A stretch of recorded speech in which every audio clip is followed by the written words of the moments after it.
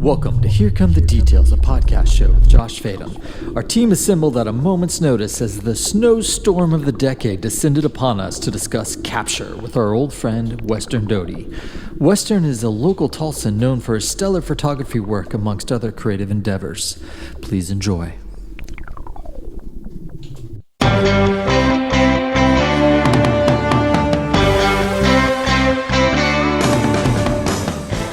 Now we're recording. All cameras are recording? Okay, let me do a clap. Better do a clap. Rob, you ready? Ow. That hurt. Okay, so now we're rolling, and welcome to Here Come the Details. I'm Josh Fadem. I guess the regular studio wasn't available, so we had to find a different situation to record in. So, today... I've got some coffee. I've got some coffee from Chimera. I've got iced tea. Here we are at Chimera. My guest today is Western Doughty. Western, do you have any us news? That's us. You know, us news. We have a little a thing there that says us news. It looks like U.S. news. U.S. news, but it's us. Yeah, isn't that funny? You know, glad the holidays are over. Uh-huh. I'm glad that we can get back to focusing on creative stuff. Yeah, okay. And that's about the only news I have. We also got our producer, Rob Stewart, over there. And we've got Max in the fact-check department. Max, are you having your lunch or an early dinner? Both. Show us what you're eating. Show us what you're eating right there. I have a snow and cheese pretzel sandwich. Okay. A snowball sandwich? Yeah, they have it's snowing, so... In light of the weather, I made a snow sandwich, which is actually fire. Y'all check it out. Now, is this the first time that you've ever had that? Mm-hmm. You just came up with that idea? Yep. Did you cook a lot? Mm-mm. You prepare food a lot? Mm-mm. Is that mustard in that snow? No, it's cheese pretzels. Oh, okay. Yeah. Is that a... Now, did you order it extra brown? It was there. I had to take it. Yeah, it was a good one. I feel like this, when we're talking about potty humor, toilet humor, it generally makes me groan. Right. But I think every now and then, you catch a real smart one that is so off the beaten path that it works. I think that was a good one and we did it together. I mean, you were talking about it earlier, but that was a good start. And then I really like where I took that joke. You know what helped? You know what helped with that? What? Condiments. That's why. That was good. Is that right? Mustard on your sandwich? It's the condiments that helped. Mustard on your and mustard was the right choice, because if you'd said ketchup, that takes it a little too dark. And if you say mayo, well, who's going to see it? Exactly. Who's going to see the mayo on the snowball? Did you put any condiments on there, Max? Now, Max has a special effect that he is wanting to do to kick us off. Max, you want to go do your special effect, or are you still eating? I'm ready. Okay. Max is fact-checking us today, so if we say anything... Yeah, so we're getting ready here, and... All right. This better be interesting, Max. I'm going to be quite disappointed. How'd it look? Looked great. Did it look great? Was it great? You know what I kind of did unintentionally to analyze the movements? I did that thing where like an action star blows something up and doesn't look at the thing to blow up. It's a real cliche. Walking away and it blows up behind you. Yeah, it's a cliche. And you know what? It's such a cliche that even making a spoof of it is a cliche. Yeah. Like there's been countless spoofs of that cliche. Right. Do you ever see that cliche and think, that's cool? Or are you so over it now? I keep waiting for it to happen, and it engulfs the people walking away, and it actually does damage. Oh yeah, like in real life, the explosion would burn the person. I'm waiting for the person to do that and make that happen, because that hasn't happened yet. Yeah. And that would it'd still be a cliche, though. Yeah, it'd be a little darker. Yeah, Boy, that's darker, twice we but said it'd be the same thing. I think because there's darkness in the news, and then it's getting dark, we just veer toward darkness. Mm-hmm. But that doesn't mean we have to. I think if you hop it up, that way you don't have to. We're faking not being dark. Right. So, all right, I guess we'll just go by the books here. Western's a photographer. Western's a friend of mine. Western's a cool dude. Well, let's not push it. Western is a real nerd. There we go. And so you're a photographer, but you used to be a businessman? Is that too private? No, not at all. You talk about that?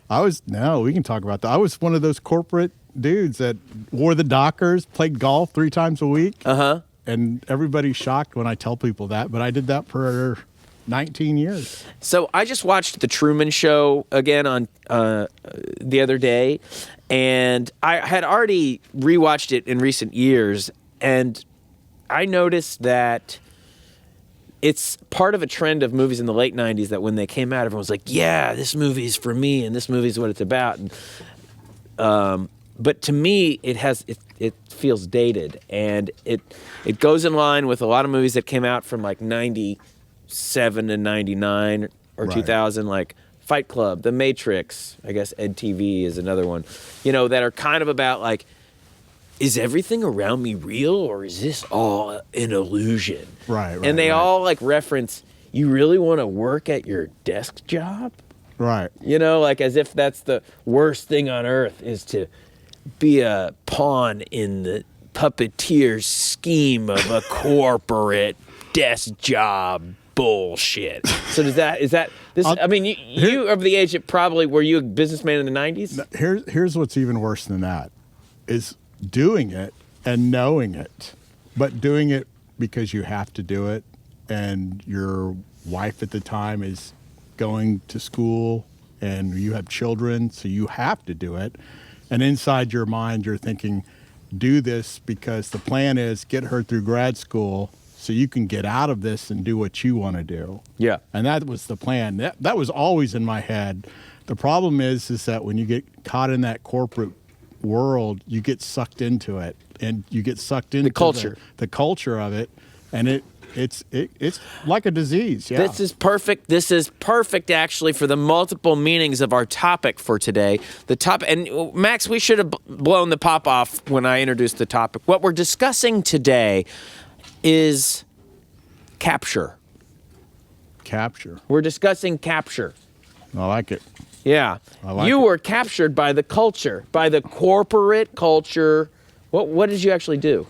You sold stuff? Or? I was a territory sales manager for coatings for Midwest for a top 50 company in the world. I know we already lost listeners. Right. I don't know what you Boring. said. But you know what? You could ask me about lead paint. You could ask me about applications. You can ask me the difference between oil and latex, and I can tell you the best stain to use, and people don't realize that I have that knowledge. Now, does that ever go into any photography work that you do? Absolutely not. There's no version where you could be like, I have this knowledge, maybe I can use it. I mean, if I'm As thinking about painting a background, but normally, yeah. Like if you're going to be doing all this stuff. So the various ways that capture is good is because the photographer captures things.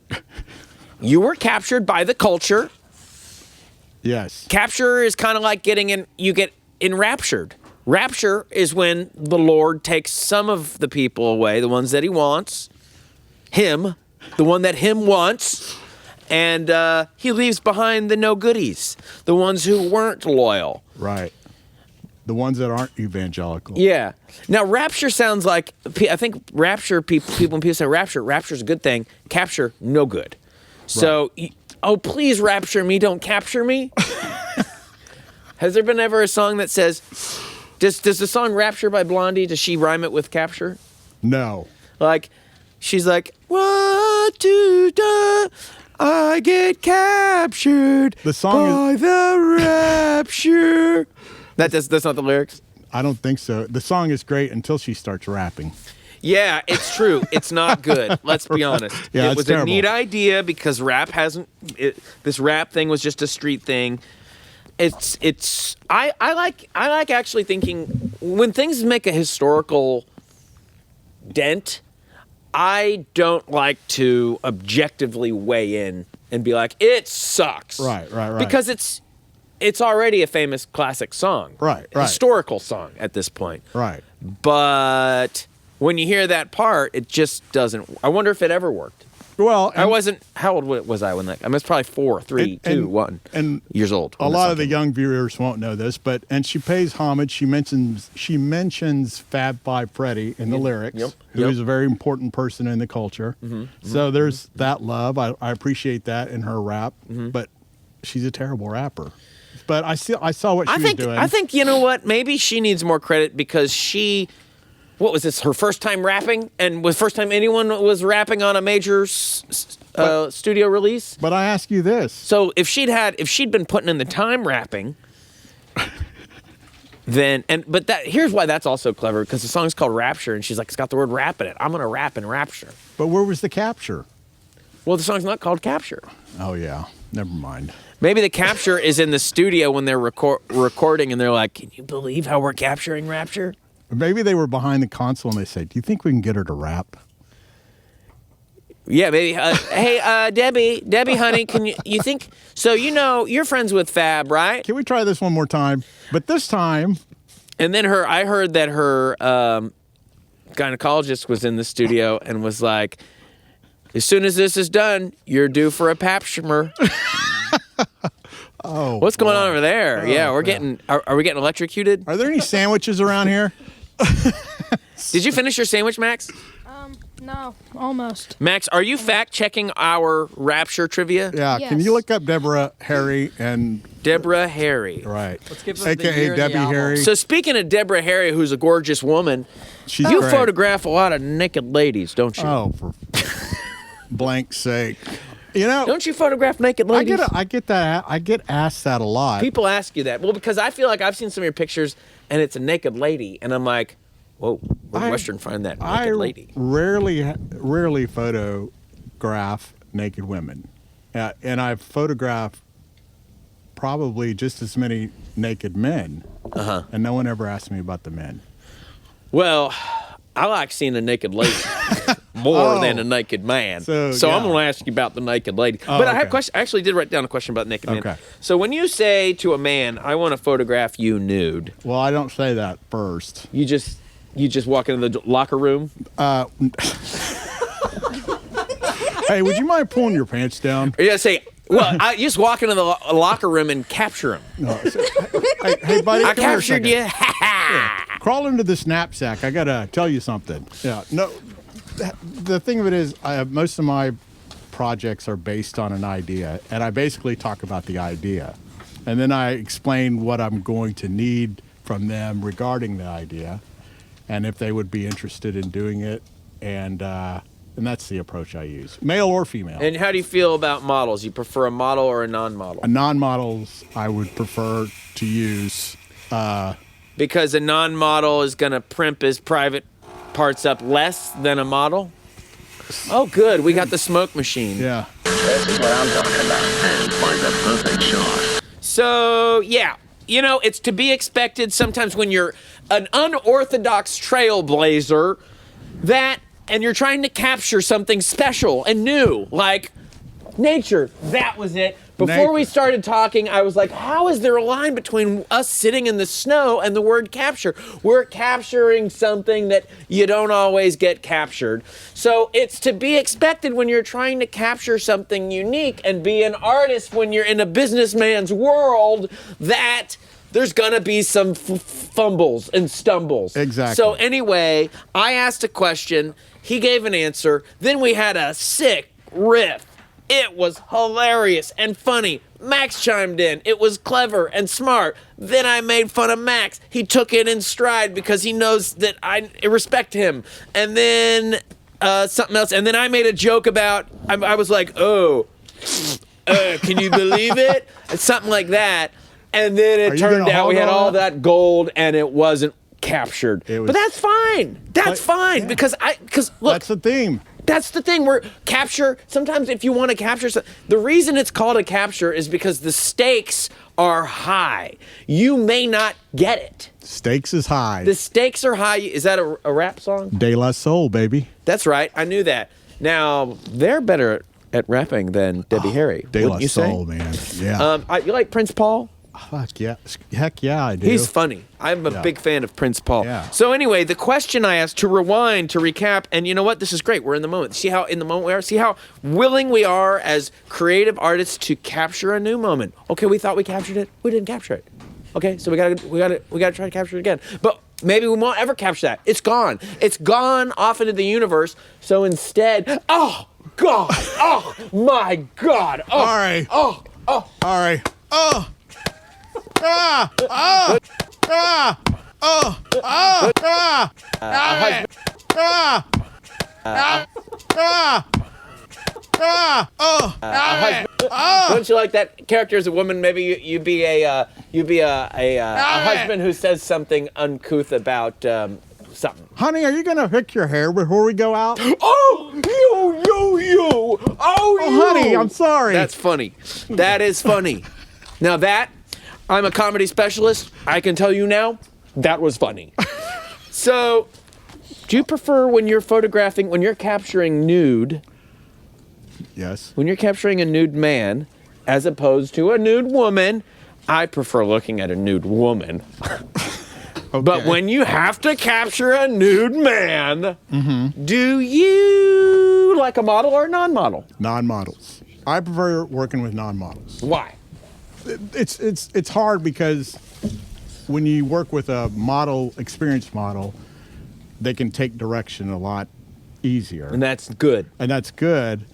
But they also tend to fall into these bullshit poses of a model, Someone else's pose. Right, like they'll start doing the Vogue magazine bullshit poses and that the fashion stuff and all that.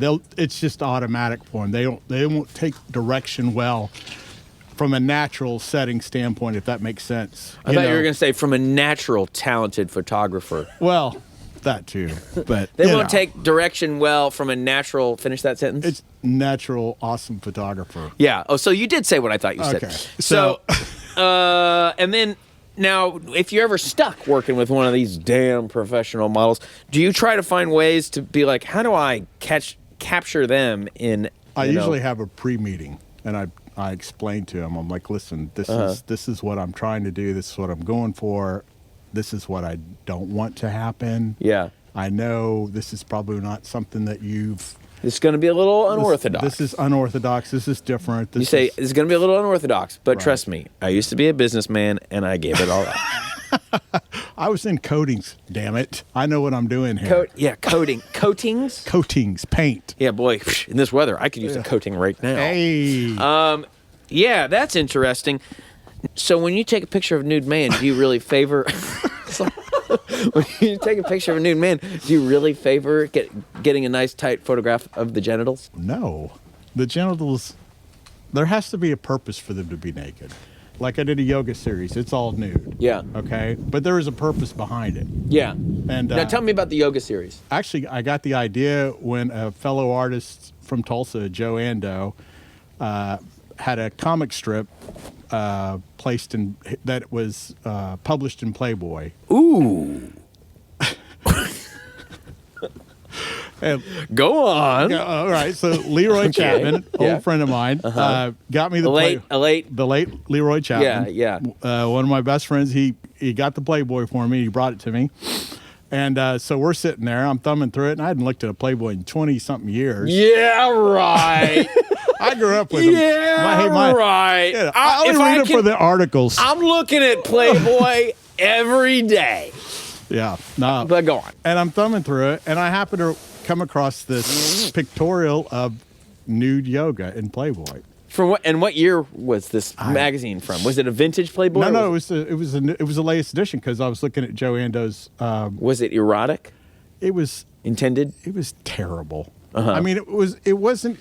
First off, it was just terrible in a sense of what they were trying to do. And it was just terrible from a technical aspect, from a technical photography aspect. It was just terrible. So we're doing some shit talking. So while I'm sitting there and I'm looking at it, and I got a pen, I was like, if they would have shot it this way and done this, or and I'm drawing on the photos with a pen and stuff, then I'm like, fuck it, I'll just do it myself. Yeah. And that's how I came up with the idea. But I'm not going to do just women because men Men do yoga too. Yeah, Men so- have bodies too. I mean, as a I did couples. oh, real life couples, or you just coupled them up? I coupled them up. Yeah. That worked together. Uh-huh. You know, and that's the thing. Work together doing what? They were yoga teachers. Oh, and they were like, yeah, we're very happy about our bodies. We love being in our bodies. So Right. we'll take our clothes off for the photo. And it wasn't graphic. It wasn't, it was just capturing the essence of the body and the yoga and the experience. So I wrote the artist statement, and you can find that at www.westerndoughty.com. And but that's how I www.westerndoughty.com. Yeah. Now That's that's DOUGHTY. That's correct. People are gonna know that. People are gonna know Western that. like Eastern.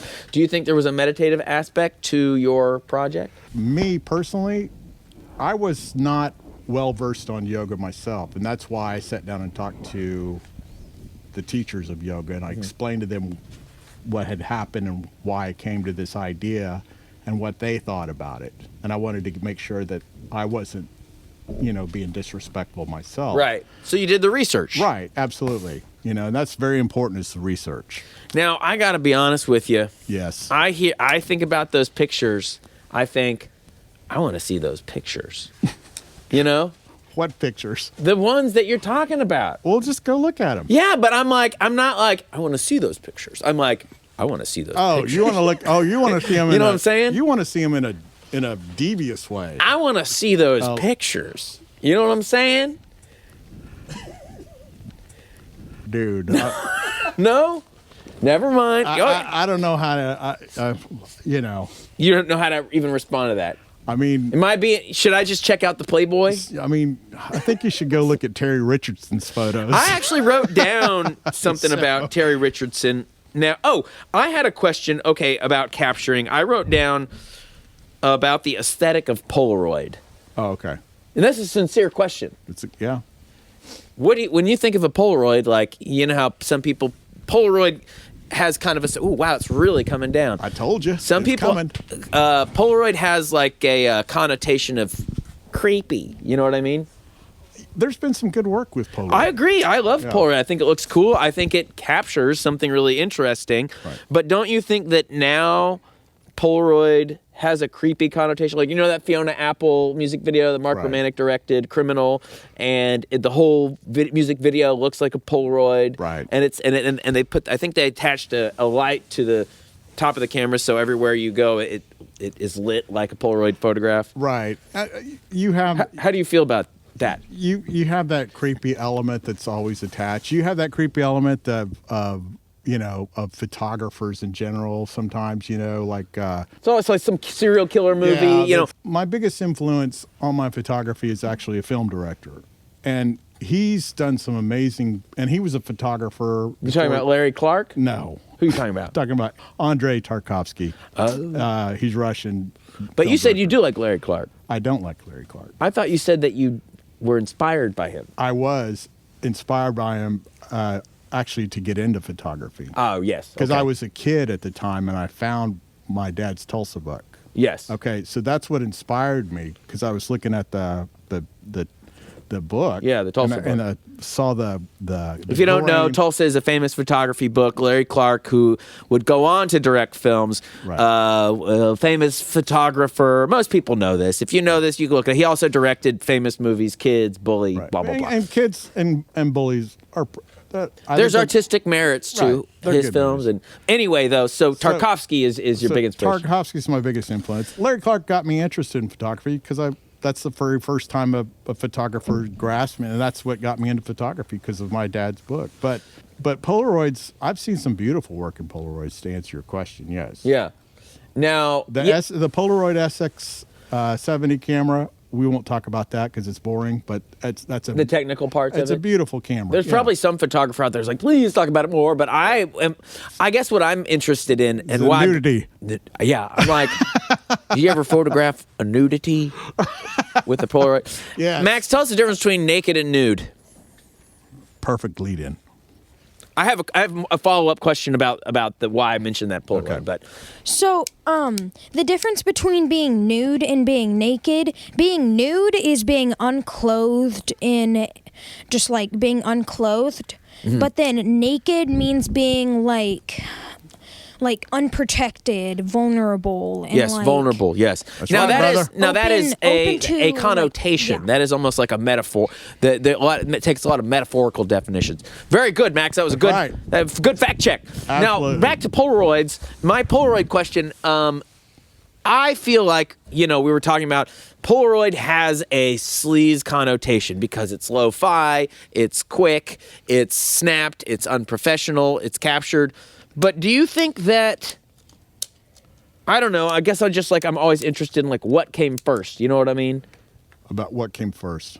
Does the aesthetic that a Polaroid naturally makes lend itself to the notion of sleaze, or does the usage for sleazy purposes of a Polaroid camera, did that create the sleazy aesthetic that it's associated with? Well, let me ask you a question. What do you think happened when the first video camera came out?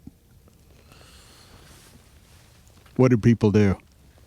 Well, I take family home videos, of course. And what else? Go and film. Video themselves doing what? Making their own movies, sex movies. And Oh, we got more coffee? is that iced tea? Is that coffee or iced tea? Let's have some more coffee. Can I get it? Oh, wait. It's working now. I had a question. But I had another question. I know you. But did that answer your question? You know what I Yeah, mean? it's a good observation. Yeah. I agree. So you're saying probably when Polaroids came out. I mean, that's like anything. Anything that's quick, anything that gives you a fast return or a quick return is going to get manipulated into for sex. For sex. Yeah. Sexuality. Right. Wow. Yeah, what's up, Max? So the first video camera, other than being used for unethical purposes, Okay, puritanical young man. Okay. was Who, used. who are you to Hey, call thanks. that unethical? Hey, But who go let on. Oral Roberts on the set? Yeah, who let Oral Roberts? Is that Jimmy Swaggart over Yeah, there? hey, What's pal, going on? take it easy. Yeah. Yeah. Is that Robert Tilton? Maybe I ought to put my hand on the screen to get healed. Yeah, I've been saved 27 times. So it was used like in World War II. The video camera was used for surveillance, training, and recording Now, test a video footage. camera or a film camera? Yeah. Video camera. They Video didn't have. camera. Is that no? I thought Sony invented the video Do you camera ne- in the 60s. Yeah. Do we need fact check on your fact check? Because a video camera. Are you using a different term? Because a No. video camera, World War II, video like- technology. Early video cameras that are like before Sony was before technology. It was like where you get like film strips. Now you're the fact check department. Are you certain? Yes. So it was film strips. Are you saying it was film like photography or it was actual video? It was like video photography. The first video cameras was a groundbreaking device that marked the beginning of a new era in visual media. Here are some facts about their early uses. Now, is your name Max or is your name ChatGPT? Rob, what do you think? Is it really? Is it a film strip or is it a video camera? I think I'm not hearing the answer. Yeah, we're talking about film. Film. That's what I thought. Okay. That's what I thought. So that would be called a film Hey, camera. Max, can But you- that was. Can I get another lighter? Sorry. That's all right. What are you apologizing to me for? right. I had a good question. What was it? Something about Polaroids. Oh. No. My question. Were you going to say something? Puritanical. We were talking about. Puritanical. Right. No, we were talking about technology when it's new. The first thing people do with it is find a way to get it to capture, just use it for screwing. Yeah, for sexual purposes. Yeah, they use it for sexual purposes. Yeah, man, this new internet thing is great. Let's use it for sexual purposes. Even with film movie, 16 millimeter, 8 millimeter cameras, same thing. Yeah, but here's another thing that I know that you do. You do have some photographs, and here, maybe in my mind, I'm like, are they naked ladies? Because they aren't naked ladies, but they are mildly erotic in a reminiscent sort of a way. In a way that's like, ooh, that kind of reminds me of something older that doesn't exist, or something little, you know what I'm talking about? Do you sometimes use like 50s lenses or vintage lenses or light bulbs, or what is it? Oh, very good observation. Actually, I do. A lot of the lighting that I use 50s and 60s light strips The 4 light bulbs, light strips that they used for making movies. Oh, thank you. The 4 light strips. I don't know what it means. Well, Explain to me. it's just basically a strip of 4 light bulbs. They were super hot, and I used those because it brings out a nice contrast. Because mostly I shoot a lot of black and white. Yeah. So I use that. I'm giving away my secrets here. Well, do you want us to cut this out? You shouldn't say any more. No, and I don't mind. Yeah, and, look, 'cause it's he's a not any teacher. big He's deal. a sharer. The man shares. Yeah, it's not a big deal because most of the people that can do that can get it on, make it happen in Adobe now. But yeah, but it's more fun to do it. With I the try and do it without that, and I use old Nikon lenses for my cameras. Now, how old? Well, I mean, 60s. I started with the Nikon F. What does camera. that I still use the old Nikon. What does that do that makes it feel vintage? Is it the texture on the lens? Is It's it just that the there's glass? The glass is really good. I like. But the like, glass. is it what does that mean? Good? Is it that the glass has it's old or it's better or they're using plastic these days? It's not necessarily better. It's just. Is it the shape? Is it that they don't have the glass molds anymore? I think for me, it's just what I'm familiar with. And it's what I grew up with, and it's what I know. And I think, and I shoot manual with everything. And everybody's now a photographer, But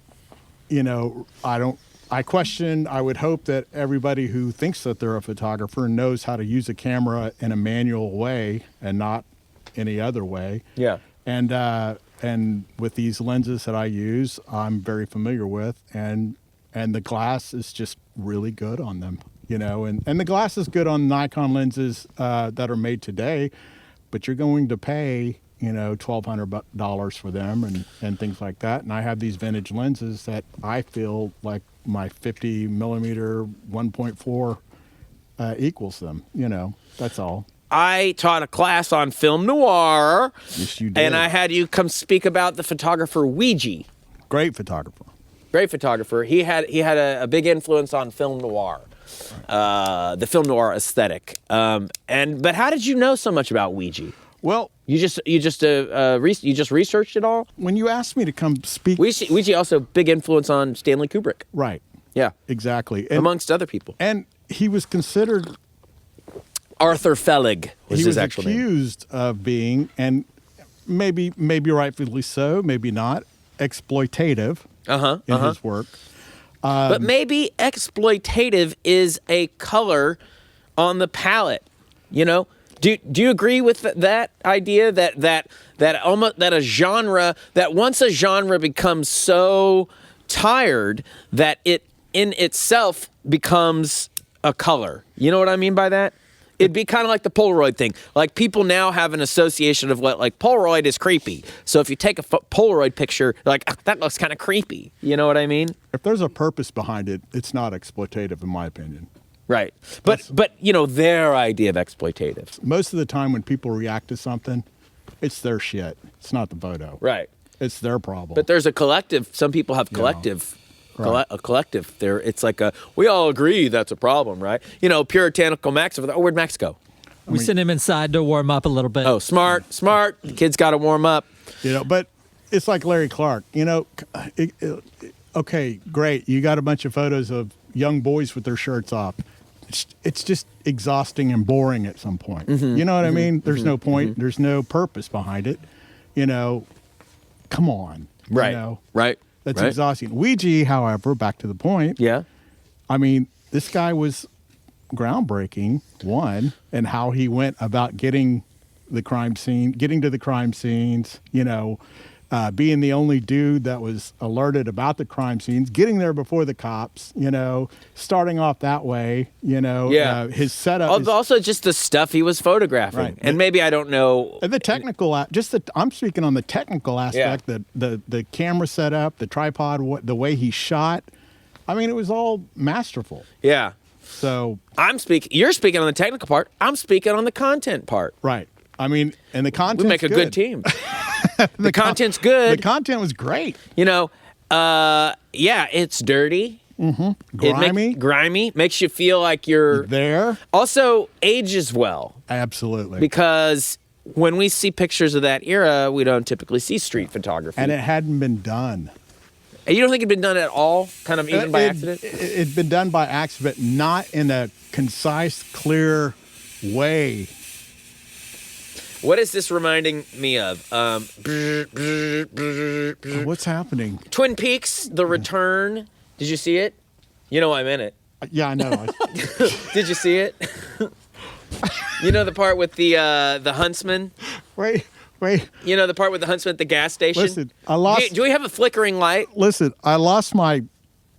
Train of thought? You lost your pipe? If anyone can help me out, I lost my Showtime subscription. My Showtime halfway through the Twin Peaks thing, so I'm only up to episode 7. I think Paramount. So you didn't get to episode 8?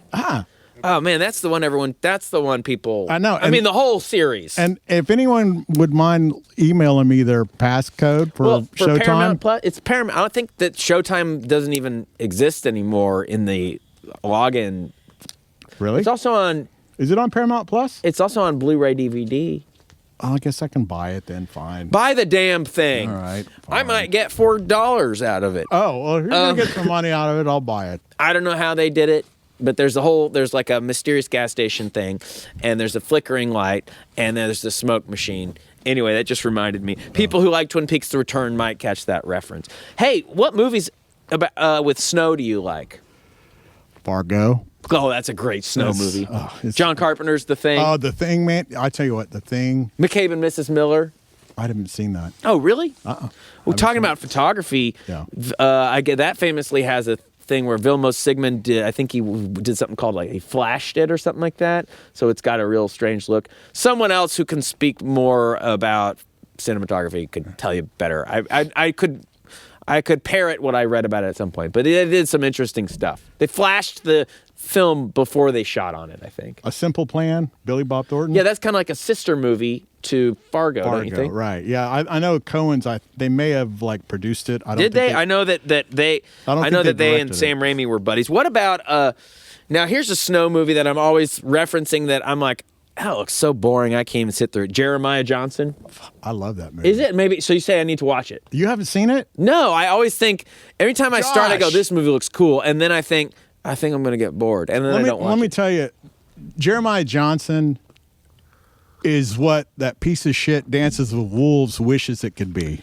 In Dances, Wishes, Wolves' Dreams, it's Jeremiah Johnson. Yeah. Is it like a white savior movie, Jeremiah Johnson? No, that's what's great about it. I mean, I don't see it that way. It might be a little bit, but it's nothing like that terrible Dances with Wolves movie. You know, Jeremiah Johnson. Write that down. Don't forget that. I wrote it down to bring it up. Okay. All right. Now, what else did I write down? Nudity, nude photography, nude. You used to work in finance. Now, did you ever see any nude people in finance? Just at the Christmas parties. Yeah. Now, were there like Christmas parties where people were like, "Oh man, you nailed it this year, Western"? Did they call you Western? Yes. They called you West. They didn't call you like Wes, my man. Yeah, you know, You closed so many deals this year. I switched. You know, Was this in the 90s? yeah, this was all right. So I was Wes when I was a kid. Yeah. And when I went in the business world, I switched to Western because they would remember my name. Because Right. everybody would say, "Well, that's a different name." That's your birth name? Yeah, that's my birth It's a name. cool name. That's my real name, and I'm the third one in my family. Your I think. dad's name's Western No, also? he's Charles Ellis, and my great grandfather is Western Ellis Doughty, my name. But back to the parties. Yes, the parties. Those I had a bar in my office. I mean, that's the way it was back then. Really? You know? Oh yeah. So would you have a client come in and be like, "Can I fix you something?" Yeah, we'd drink, while we're talking and stuff. And Did you ever see a movie? When did you retire from that profession or quit? 2004 or 5. Okay. Yeah. Did you ever see one of those movies that was all about like anti-corporate and think, what am I doing? Did you watch The Truman Show or did you watch Fight Club and be like, my life is a catalog? That's what I'm saying. None of this is real. I'm Neo. I felt like a fraud. I feel like that's a true Gen X thing. Yeah. I feel like now people would be like, desk job would be nice. Yeah. But then I could give up this trying to be an artist shit. You get so down and hard on yourself, and then you start drinking more in your office. Or on business trips or on the road, because I was on the road all the time, traveling, you know, and then you start getting caught up in it, and all of a sudden you're playing golf. Are there any songs that came out when you were doing that? When you hear that song, you're like, oh, it reminds me of being on the road, in a maybe good or not good way. I'm trying to think about what I listened to a lot of hip hop. So back then, you know, Tribe Called Quest was huge. You know, that was my band that I still consider them the greatest hip hop band of all time. And everybody's into them now. But you know, what about just like a pop song that, like, you know, sucked, or you know, like when you hear "Wish you would step outside that ledge, my friend," are you like, man, I closed that deal? I'd play Jeremy. Jerome. What about like 7 Mary 3, you know? Right. I have become conversant. Yeah. Black Hole Sun. Right. You know? Right. Right. Yeah. So, but yeah, I mean, the parties, the corporate parties are, you know, they were pretty crazy too. Yeah. Oh, yeah. What's the craziest thing you saw at a corporate party? Oh, man, you don't want to ask me that. Why? What'll happen? You get in trouble? Could you get in trouble with these people anymore? Are you in touch? Would you work with them for anything? I'll put it to you this way. They weren't as crazy as like that Scorsese movie with Leonardo. But it was damn close. Now, I didn't see this movie, but I made fun. There was a movie that came out a few years ago with this very clever title. You're not going to believe this title. It was called Office Christmas Party. Get the hell out of here. What's that movie about? What do you think it's about? Should we go see this movie? It's called Office Christmas Party. Do you remember that movie? I didn't see it, but it's a comedy, and it came out around the same time there was all these movies that were comedies. Was Chevy Chase in it? No. Oh, okay. Maybe. I don't know. It could have been. I didn't see it. But, you know, all these movies came out like that were just like The Thing, Identity Thief, Office Christmas Party, The House, The Place, The Door, Bad Mom, Bad Teacher, Bad Stinker, Bad Grandpa, Dirty Stinky Grandpa, Dirty Plumber, Bad Plumber. What's this movie called? Bad Bosses, Horrible Bosses. Horrible Bosses. I hate these titles. Right. They don't, I mean, they don't even make comedies anymore. Game night, bad night, date night, stinky night, bad night, dirty night, diaper night, rough night, hard night, diaper night, dirty night? diaper. Yeah, diaper night. Diaper night. So that's what the Christmas parties were like. That's where we're at now. Now, did any women photograph their butt on the copy machine? Oh yeah. So that was during the Christmas party. Well, they just do that in general. Really? Yeah, absolutely. So this was the full era of office sexual harassment-y problematic. It was just one of the. It was. But it wasn't. But everyone was having a good time. It was. Yeah. It was just really. It was really. The obnoxious. corporate. It Did was any really of that ever obnoxious. inspire your photography? Did you ever think I'm going to do a stage? I would stage. Would you ever stage a photo shoot or something like that? I'd never. You know what? That's the one thing that it actually my creativity was completely shut down during those years. You talked to me about. You told me once. I think I've got little paperettes in my mouth. You told me once that like you have a you were like a shark in the business world, but when it comes to like being an artist, you have a very hard time pushing pursue. You know what I'm asking? Right. Well, it's like it's a whole different world because if I can sell you this glass of iced tea or whatever, a cup of iced that tea. glass of iced tea is filled with snow. Why would I want that? Here's why you'd like that. It's extra cold. You're not going to need more ice. Anyway. Why would I want to drink cold iced tea in the winter? It's snowing, for crying out loud. But did you lose your touch? No, That does actually look good. I'll be honest. You sold me on it. Look at the way you're holding that. Hey, you know what? You know why you're missing out by not having this? Why? It's a snow cone too. Oh man. See. Oh man. Oh really? It's a snow cone. Oh.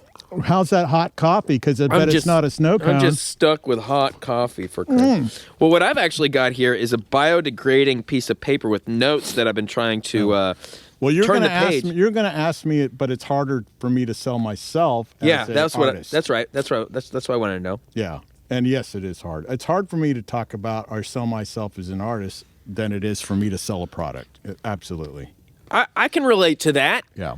You got to, I mean, it's easier to make the art than it is to. Now, I thought I turned the page and wrote more notes, but maybe there is no other page here. I think these are. Oh wait, no. I think these pages are stuck together. Gross. I had some good questions, but maybe they're they're stuck. Gross. They're stuck. Yeah. Let's see if I can see them backwards. So, do you ever denominated hit? The what? Do you ever? You just keep talking. I'm gonna get this page. Can I get another lighter? This is amazing. How this is. My fingers are so cold, and that this won't turn. Or I don't know. That's amazing. Right. I guess I just don't have. I can't get to the rest of these questions. But how are we doing on time anyway? I'm right at 50 minutes. 50. That's it. Now that's including when we dropped it. Do we have any fact checks or anything like that? I could keep going, but I think we can also wrap up because I can't seem to get that page turned. Oh, you got anything else you want to plug or talk about? Or I had questions, but my hand just started getting so cold. Put your hand underneath the leg. Cross your leg like that and put your hand under Oh it. yeah. Okay. Yeah. John Carpenter's The Thing. What's that part at the end? They go, spoiler, they go, I guess we just sit here and wait. All right. Yeah. I guess we just sit here and wait. That's my Keith David impression. I guess we're going to just sit here and wait. And then Kurt Russell, yeah, I guess we're just going to sit here and wait. Yeah. And then you notice the dude's not breathing cold air out of his mouth. Keith David. That's the cue in that he's the dude. He's the thing. He's the thing now. Yeah. And you're like, oh man. Now I've heard people say that. I don't know that I noticed it. Oh really? That's what I've seen that movie probably 30, 40 times, 50 times. I don't know, but that's what freaked me out when you noticed it first time you saw it. Yeah, that's what freaked me out about it. Well, first time I saw it, I may have been like 17, so I came late to the party. I didn't, and I saw it with the idea that this movie's a masterpiece, and this movie's, and I do agree, it is a masterpiece. It is on many ways and many layers. I didn't get the nuance because I'm a little smarter than I am at 44 than I was at 17. Right. So it took me a few watches to be like, I see why it's great. Did you see it at the theater? No, I was 2 when it came out. Oh, I have seen it in the I've seen like prints of it on the big screen. I saw it in the theater, so I think if you would have saw it in the theater In the first 1982, time, when I was 2. What? When I was 2 years old. No, that's right. You're way younger than I am. I saw it when it came out. Yeah. And so I think it was easier to see that, is my point, I saw it, and it was over my head when I first saw it, but I have since seen it multiple times, own it, had a poster on the wall. Yeah. Found an original poster of it, I think. It was original. It was pretty beat up. I had pinned to my wall. An old wall.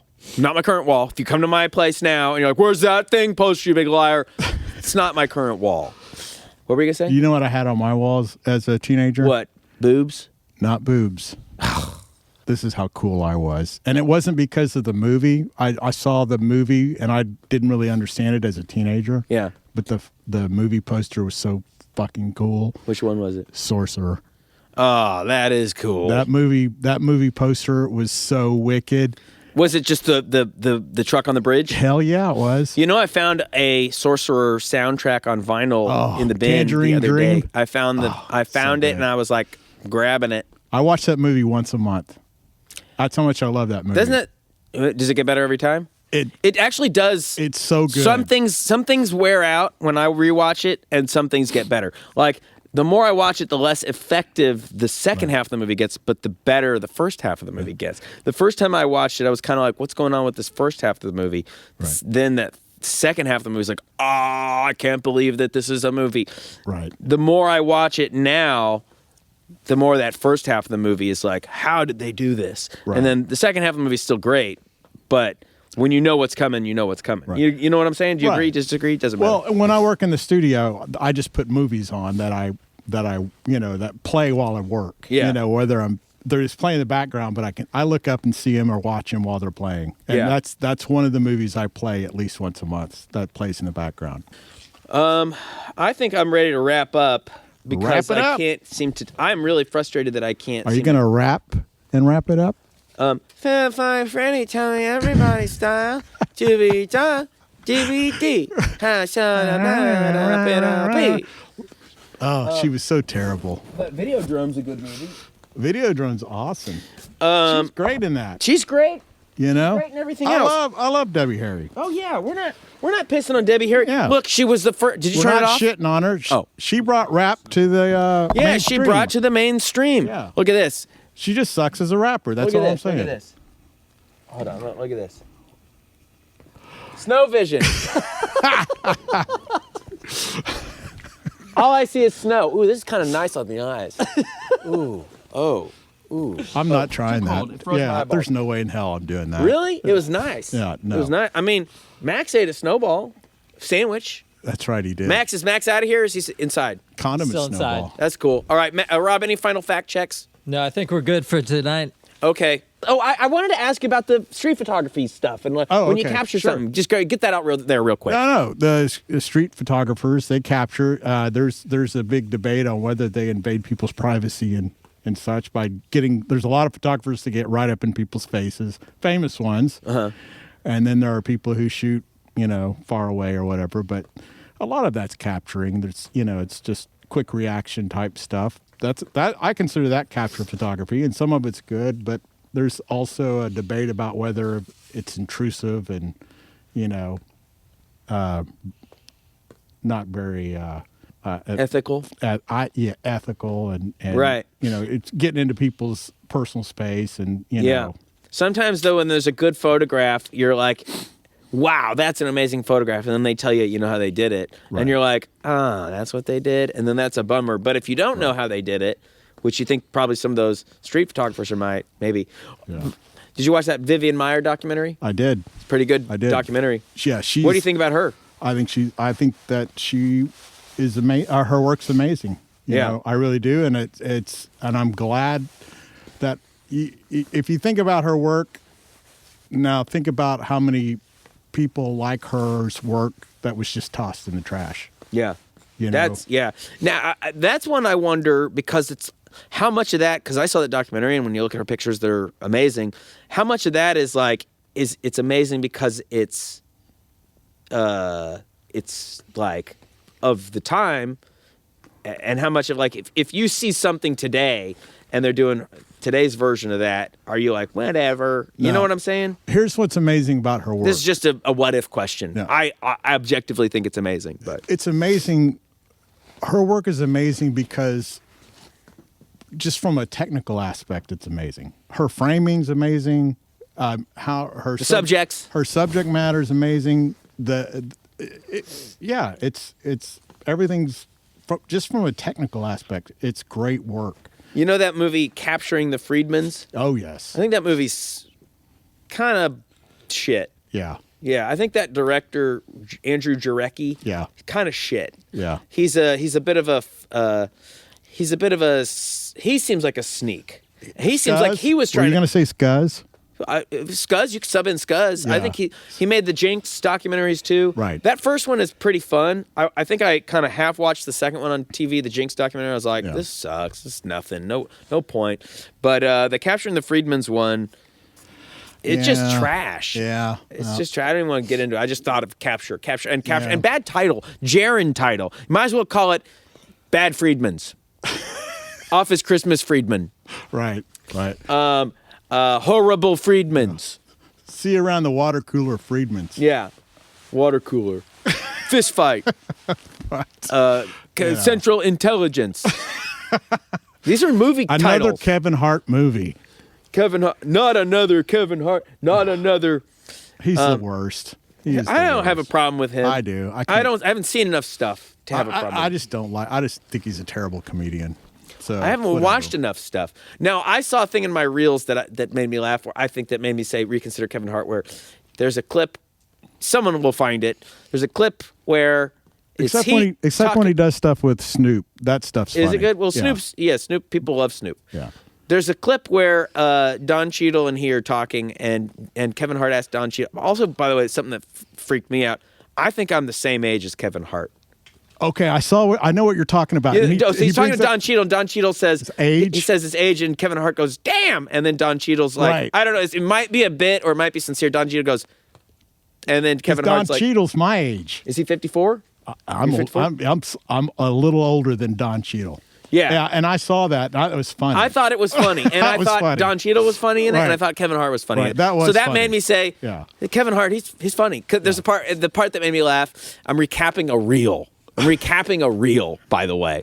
Part that made me laugh is Don Cheadle goes, Kevin Hart goes, "Damn!" And Don Cheadle goes, and then Kevin Hart goes, "I'm sorry." And Don Cheadle's like, what are you doing? It's not that old. And he's like, I didn't mean it like you're old. Yeah, you did. You said, "Damn." And he's like, and then he starts going backwards. He goes, "No, I didn't. I said, damn." And he goes, "That's not what you did. You want to rewind it?" He's like, I said, and the part that made me laugh, he goes, "I said, damn it." Damn it. That part was funny. Yeah, that was funny. Pull it up. That was funny. This is funny. Yeah. It made me say, maybe I'm a Kevin Hart fan. And Cheadle's, Maybe I like Kevin Hart's comedy. And Cheadle's awesome. Cheadle's awesome. No one's debating that. Yeah, he's great. Maybe I should reassess Kevin Hart. That's what I thought. It made me think Kevin Hart. Maybe he's Fine. got You some know notes what? I didn't know about. Maybe Kevin Hart. Maybe I ought to check out when Kevin Hart's going to make something for me. Hey, you know what? Not to extend this, but I was just having this conversation this morning at coffee with Josh Klein, who's a movie critic guy, has a podcast. Yeah, and he's a PI. PI, yeah. We were having a discussion. That's right. We know a PI. That's right. Pretty So cool. watch out, guys. Don't mess Pretty with us. cool. We'll put them on you. We'll dig up dirt on Yeah, something. We'll track Anyway, you down. Josh Klein, good guy. Anyway, Josh Klein and I are talking, and this thing kicked up in my memory. You know how Facebook has the memories kick up, and from 2 years ago, I guess, and I just rip apart the Dispatch, Wes Anderson movie, the great French Dispatch. Yeah, French Dispatch. Okay. I just rip it apart because I hate just it. thought it was a fucking terrible movie. Okay, I didn't see it. And I'm reading what I wrote about it, and it's just really, I really don't make a point about why I hate it. I just rip about how I hate it.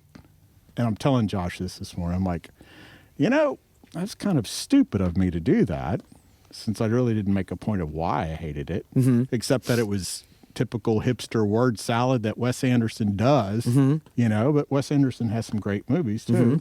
He's a good writer. So are you saying you're reassessing? So I'm saying, I just told Josh that this morning. It says, I feel like I owe it to go back and watch that movie. I like the idea of reassessing things that you were certain about in the past. I think certainty is an unpleasant trait, and I'm not sure how to tie that into capture. But I do. Oh, you do? I do. Tell me. So my point being, my hero, Andrei Tarkovsky, made a movie called Solaris. Solaris, however you want to pronounce it. He's the biggest influence. He's like a god to me, right? Steve Soderbergh made a version of Solaris. And when I saw that movie, I shit all over it. I thought it was terrible. Disrespectful, you thought? I just thought it was terrible. Yeah, because You in don't my like it. mind, Tarkovsky. There's only one God. Solaris, you Right. said. Even though Soderbergh's is actually closer to the novel than Tarkovsky's. Okay. Then I went back and reassessed it, and recaptured again, watched it second time. And I was like, something kept drawing me back to it. And I watched it again, and I watched it again. And Soderbergh's Solaris, and boy, people hate it when I say this, is better than Tarkovsky's version. Whoa. I never saw either. And, Whoa. yeah, and Tarkovsky's my hero, and it's really hard for me to say that, but it's true. That's And, interesting. Okay, well, that's So a hot Soderbergh take. captured my... He captured something about the source material that Solaris didn't, and he captured something in you. Right. I like to say... That made me reassess. For my closing thought, I think we can all agree that Friends is a better sitcom than Seinfeld. Oh, God, Friends sucks. God. You People said hate- that to piss me off. Okay, I don't have an opinion. But we got to wrap up because I watched a different episode and I said this episode's great, and then we lingered for another 20 minutes. So time to go. Thank you for being here. Plug your Thanks. plug them. What? WesternDoughty.com, at Western Doughty Instagram. www.westerndoughty.com. You can look me up on Instagram at Western Doughty. You can look me up on Name your projects, Route 66. Route 66. Naked Yoga. Son of a bitch. And I got a new project in the works. Is there nudity in it? No, there's no nudity. It's about music in Mississippi. Okay, I'm interested. Which will be coming out hopefully this spring or summer that I'm working on, which will be great, about juke joints in Mississippi that I'm currently working on. So, yeah, just add me on Instagram or add me on, or just check out my website. Thank you for being here. Thanks for having me. I love the snow. It's beautiful. And that's our episode for this week. I'd like to give a shout out to my son Max Stewart for his delightful and accurate fact checking. My apologies for trying to say he was speaking of a film camera when in fact there was video available during the period he was referencing.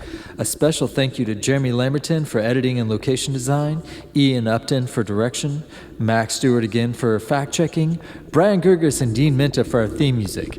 And this is Rob Stewart, your producer, saying we'll see you next time. That's like the greatest compliment a kid could get. One of us. Hey, you're one of the guys. Hey, kid, you're almost like a grown-up. What a kid. Get on with it. Get on with it. Hello, love. Hello. Like, yeah, just give me that match. Yeah. Later. When we kiss. Ooh.